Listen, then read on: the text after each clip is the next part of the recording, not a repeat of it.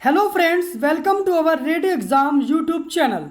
आज इस वीडियो में जीव विज्ञान के महत्वपूर्ण प्रश्न लेकर आए हैं। इस वीडियो में 50 प्रश्न दिए गए हैं जो लगातार एग्जाम पर पूछे जाते हैं। तो आइए वीडियो का पहला क्वेश्चन स्टार्ट करते हैं।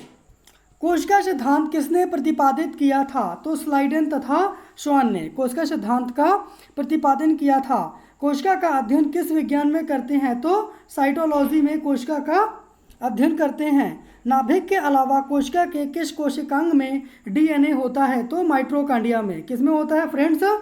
माइटोकॉन्ड्रिया में। अगला क्वेश्चन है, डीएनए की खोज किसने की थी? तो फ्रेडरिक मिशर ने की थी। कब की थी? 1869 ईस्वी में। अगला प्रश्न है, डीएनए का डबल हेलिक्स मॉडल किसने प्रस्तुत किया था? तो जेम्स वाटसन तथा फ्रांसिस क्रिक ने। जेम्स वाटसन तथा फ्रांसिस क्रिक ने। इसके बाद अगला प्रश्न है, मानव साधारण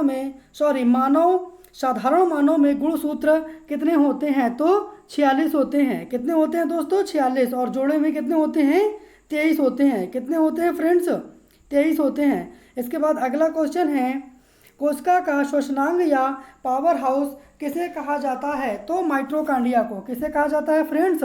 माइटोकॉन्ड्रिया को। प्रोटीन की फैक्ट्री किसे कहा जाता है? तो राइबोसोम को। क्रेब्स चक्र की खोज किसने की? तो हैंस क्रेब्स ने। किसने की? हैंस क्रेब्स ने। और कब की? तो 1937 में। इसके बाद अगला प्रश्न है, गोल्जी बॉडी की खोज किसने की? तो कैमिगोलॉजी। किसने की है दोस्तों? Camillo Golgi. किसने की है? कैमिलो गोल्जी ने। और कब की है? 1898 में। इसके बाद अगला प्रश्न है, गोल्जी बॉडी की क्रियात्मक इकाई क्या है? तो सिस्टर्नी। उसकी क्रियात्मक इकाई सिस्टर्नी है।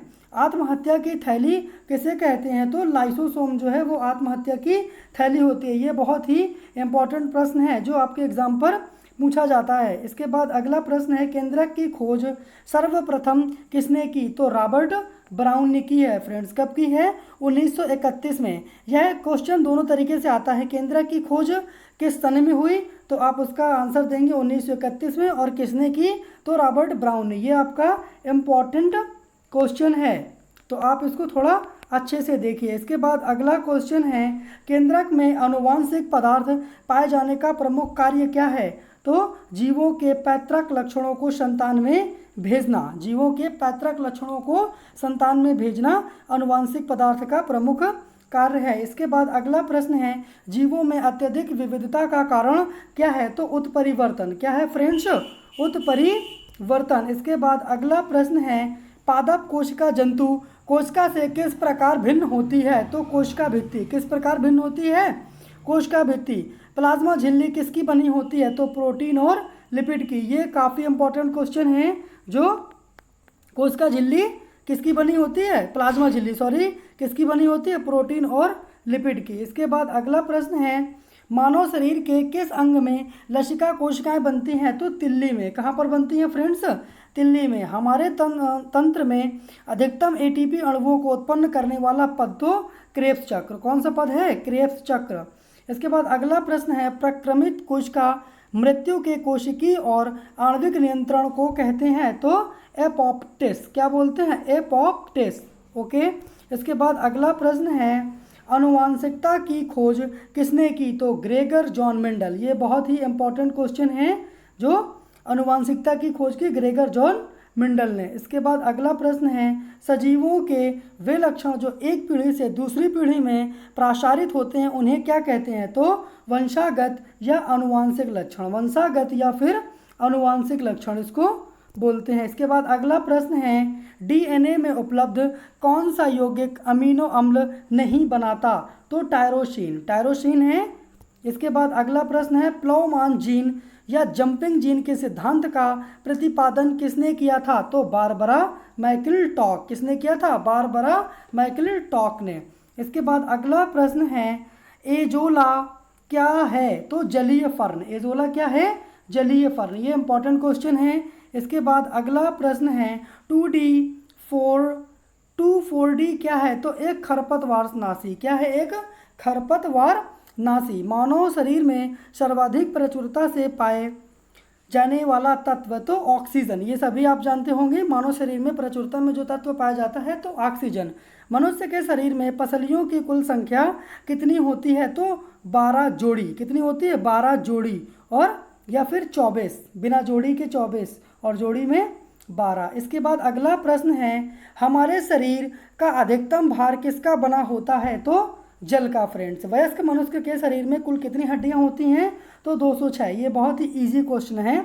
मानव शरीर की सबसे छोटी हड्डी कौन सी है तो स्टेपीज। स्टेपीज कहाँ पर पाई जाती है तो यह कान पर पाई जाती है, जो मनुष्य की सबसे छोटी हड्डी है। इसके बाद मानव शरीर की सबसे बड़ी हड्डी कौन सी है तो फीमर। यह कहाँ पर पाई जाती है तो मनुष्य के जांघ पर पाई जाती है, जो सबसे बड़ी हड्डी होती है। मनुष्य के जीवन काल में कितने दांत 2 बार विकसित होते हैं तो ऐसे 20 दांत होते हैं जो मनुष्य के शरीर में 2 बार विकसित होते हैं। कितने दांत?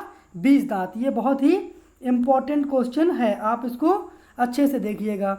इसके बाद अगला प्रश्न है, शल्य क्रिया ऑपरेशन में आर्थोप्लास्टी क्या है तो कूल्हे के जोड़ का प्रतिस्थापन। क्या है? कूल्हे के जोड़ का प्रतिस्थापन।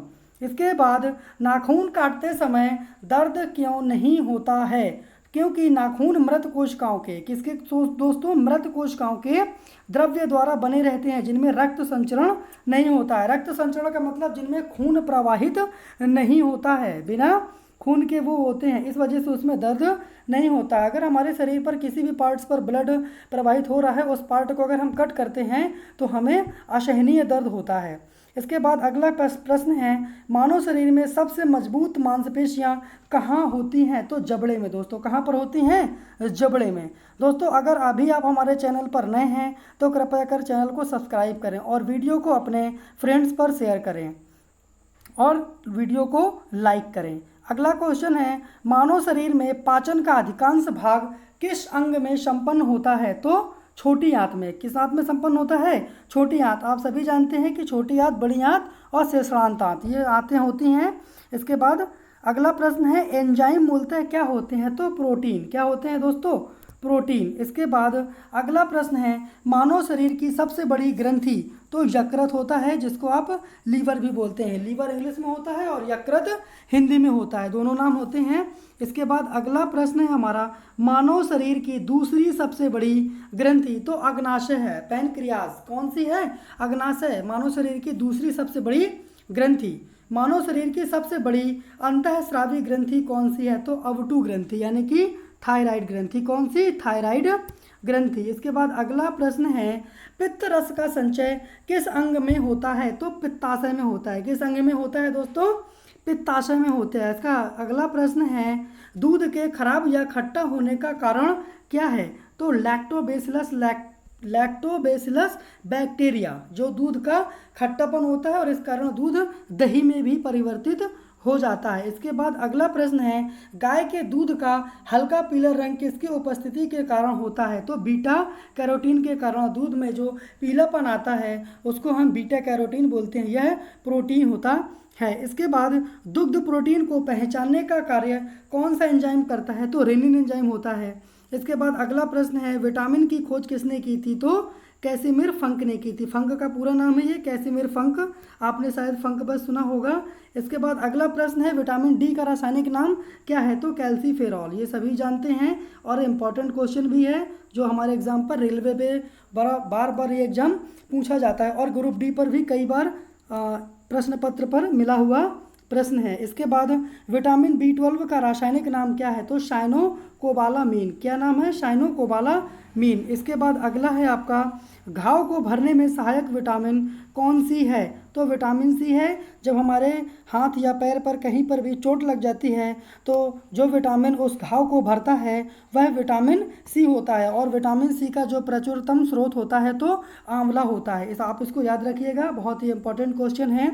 रक्त का थक्का बनने में किस विटामिन की आवश्यकता होती है तो विटामिन के की आवश्यकता होती है रक्त का थक्का बनने पर। अगर यह विटामिन नहीं होता है तो हमारे शरीर पर जब कभी चोट लग जाती है या हमारे शरीर से जब कभी ब्लड बाहर निकलता है चोट लगने के कारण, तो अगर हमारे शरीर पर इसकी कमी हो जाती है तो फिर हमारे खून का थक्का नहीं जमता है और ब्लड बाहर निकल जाता है, इसलिए यह बहुत ही आवश्यक होता है। उम्मीद है दोस्तों यह वीडियो आपको पसंद आई होगी। वीडियो को लाइक करिए, अपने दोस्तों में शेयर करिए और हमें कमेंट कर बताइए कि आपको इन 50 क्वेश्चंस में कितने क्वेश्चन आए हैं।